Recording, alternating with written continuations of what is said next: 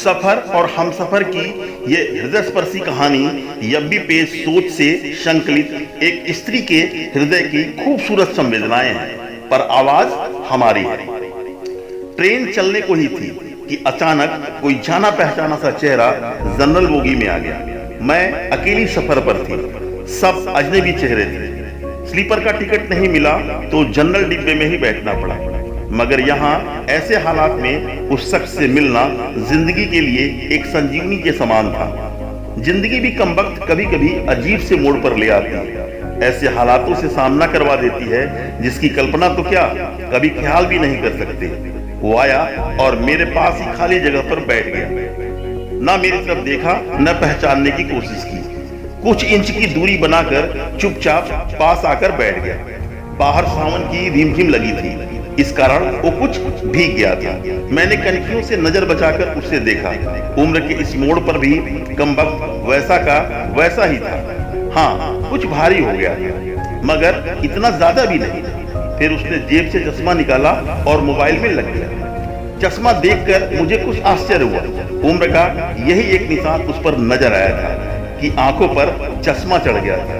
चेहरे पर और सर पे मैंने सफेद बाल खोजने की कोशिश की, मगर मुझे नहीं दिखे। मैंने जल्दी से सर पे साड़ी का पल्लू डाल लिया। बालों को डाई किए काफी दिन हो गए थे मुझे, ज्यादा तो नहीं थे सफेद बाल मेरे सर पे, पर इतने जरूर थे कि गौर से देखें तो नजर आ जाए। मैं उठकर बाथरूम गई, हैंडबैग से फेस वॉश निकाला, चेहरे को ढंग से धोया, फिर शीशे में चेहरे को गौर से देखा। पसंद तो नहीं आया, मगर अजीब सा मुंह बनाकर मैंने शीशा वापस बैग में डाला और वापस अपनी जगह पे आ गई। मगर वो साहब तो खिड़की की तरफ से मेरा बैग सरकाकर खुद खिड़की के पास बैठ गए थे। मुझे पूरी तरह से देखा भी नहीं, बस बिना देखे ही कहा सॉरी। भाग कर चढ़ा तो पसीना आ गया था। थोड़ा सूख जाऊं फिर अपनी जगह बैठ जाऊंगा। फिर वह अपने मोबाइल में लग गया। मेरी इच्छा जानने की कोशिश भी नहीं की उसको कि ये बात मुझे अच्छी लगी या बुरी लगी। फिर भी न जाने उसमें ऐसा क्या था कि आज तक मैंने उसे कभी नहीं भुलाया। एक वो था कि 10 सालों में भी मुझे भूल गया। मैंने सोचा शायद अभी तक गौर नहीं किया, थोड़ी देर में वो पहचान लेगा। थोड़ी मोटी हो गई हूँ शायद इसलिए नहीं पहचाना। मैं उदास हो गई। जिस शख्स को जीवन में कभी भुला नहीं पाई उसको मेरा चेहरा तक याद नहीं था, और ये बात सोचकर मैं बहुत दुखी थी। माना कि ये औरतों और लड़कियों को ताड़ने की इसकी आदत नहीं, मगर पहचाने भी नहीं, ये कैसी बात है। शादीशुदा है, मैं भी शादीशुदा हूँ। जानती थी इसके साथ रहना मुश्किल है, मगर इसका मतलब यह तो नहीं कि अपने ख्यालों को, अपने सपनों को जीना छोड़ दूं। एक तमन्ना थी कि कुछ पल खुल के उसके साथ गुजारूं। माहौल दोस्ताना ही हो, मगर हो तो सही। आज वही शख्स पास बैठा था जिसे स्कूल टाइम से मैंने दिल में बसा रखा था।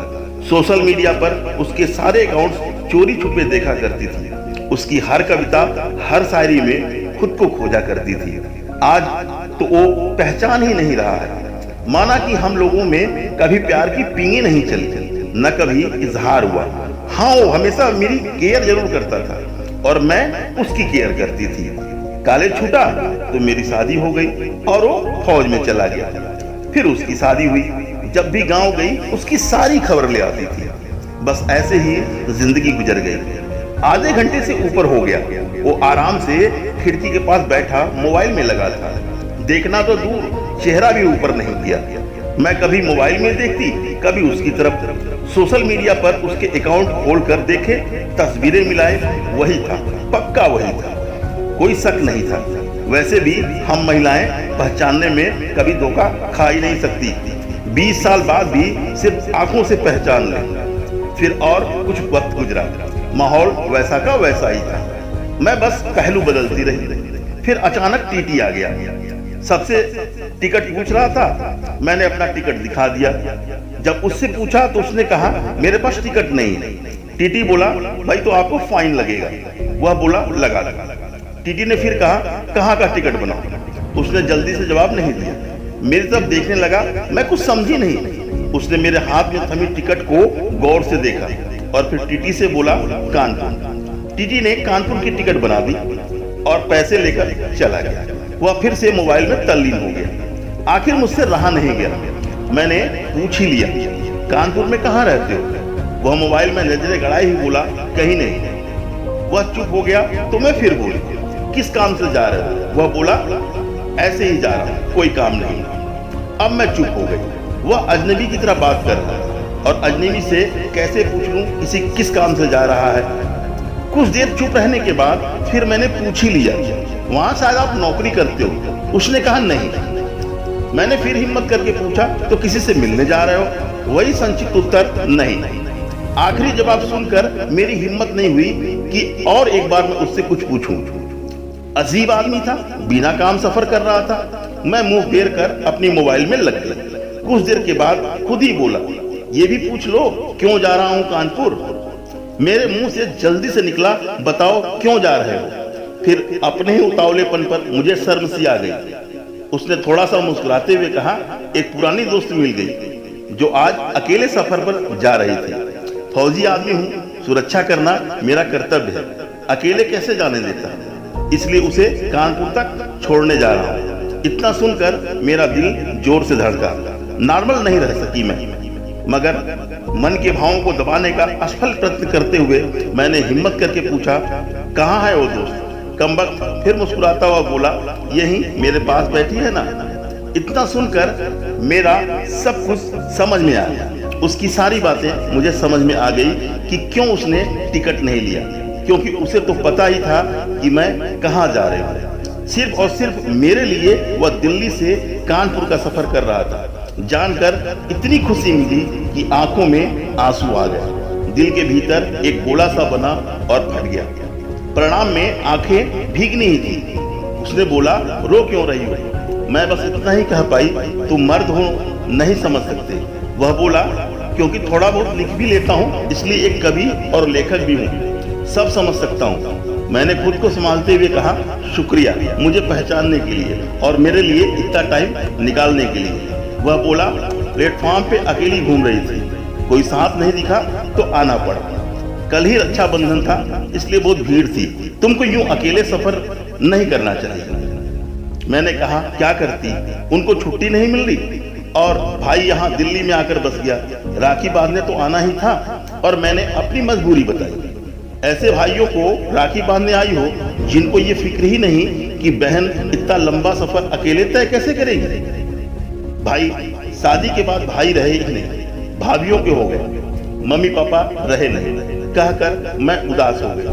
वह फिर बोला, तो पति को समझा लेना चाहिए, उनकी बहुत बिजी लाइफ है, मैं ज्यादा डिस्टर्ब नहीं करती और आजकल इतना खतरा भी नहीं रहा, कर लेती हूँ अकेले सफर। तुम अपनी सुनाओ, तुम कैसे हो? अच्छा हूँ, कट रही जिंदगी। मेरी याद आती थी क्या? मैंने हिम्मत करके उससे पूछ ही लिया। वो चुप हो गया, कुछ नहीं बोला। तो मैं फिर बोली, सॉरी मैं यूं ही पूछ लिया, अब तो परिपक्व हो गए हैं, कर सकते हैं ऐसी बात। उसने शर्ट के बाजू की बटन खोलकर हाथ में पहना उस तांबे का कड़ा दिखाया जो मैंने ही फ्रेंडशिप डे पर उसे दिया था। बोला, याद तो नहीं आती, पर कमबख्त तेरी याद दिला देता है जब भी ये कड़ा मैं तुम्हारा देखता हूँ। कड़ा देखकर दिल को बहुत सुकून मिला। मैं बोली, कभी संपर्क क्यों नहीं किया? उसने बोला, डिस्टर्ब नहीं करना चाहता था, तुम्हारी अपनी जिंदगी है और मेरी अपनी जिंदगी है। मैंने डरते डरते पूछा, तुम्हें छू लूं? वह बोला, पाप नहीं लगेगा? मैं बोली, नहीं, छूने से नहीं लगता। और फिर मैं कानपुर तक उसका हाथ पकड़कर बैठी रही। बहुत सी बातें हुई। जिंदगी का एक ऐसा यादगार दिन था जिसे आखिरी सांस तक नहीं भुला पाऊंगा। वह मुझे सुरक्षित छोड़ घर से चला गया। मेरे रोकने पर भी वह रुका नहीं, बाहर से ही चला गया। जम्मू थी उसकी ड्यूटी और वह अपनी ड्यूटी पर चला गया। उसके बाद उससे कभी बात नहीं हुई, क्योंकि हम दोनों ने एक दूसरे के फोन नंबर एक्सचेंज नहीं किए थे। हालांकि हमारे बीच कभी भी नापाक कुछ भी नहीं हुआ। एक पवित्र रिश्ता था, मगर रिश्तों की गरिमा बनाए रखना जरूरी था। फिर ठीक 1 महीने बाद मैंने अखबार में पढ़ा कि वो देश के लिए शहीद हो गया। क्या गुजरी होगी मुझ पर वर्णन नहीं कर सकती। उसके परिवार पर क्या गुजरी होगी पता नहीं। लोक लाज के डर से मैं उसके अंतिम दर्शन भी नहीं कर सकी। आज उसके मिले 1 साल हो गया, उससे बातें किए हुए 1 साल हो गया। आज भी रक्षाबंधन का दूसरा दिन है। आज भी सफर पर जा रही हूँ। दिल्ली से कानपुर जा रही हूँ और जानबूझकर जनरल डिब्बे का टिकट लिया है मैंने। अकेली हूँ, न जाने दिल क्यों आसपास बैठा है। आज फिर आएगा पसीना सुखाने के लिए, उसी खिड़की के पास बैठेगा। एक सफर वो था जिसमें कोई हम सफर था, एक सफर आज है जिसमें उसकी यादें हम सफर है। बाकी जिंदगी का सफर जारी है। देखते हैं कौन मिलता है और कौन बिछड़ता है। इस बेमिसाल संवेदनाओं से भरे प्रेम और रिश्तों के जीवंत कहानियों के ये अभिभाषक में आज मेरा अनुरोध चैनल को सब्सक्राइब करने का नहीं है, बल्कि इस सात्विक प्रेम को आत्मसात करने और अपने जीवन में ऐसी ही प्रेम भरी भावनाओं को बसाने के लिए मैं एडवोकेट अशोक कुमार सिंह आप सभी का आभार व्यक्त करता हूं। हृदय से आभार, अनेक अनेक शुभकामनाएं।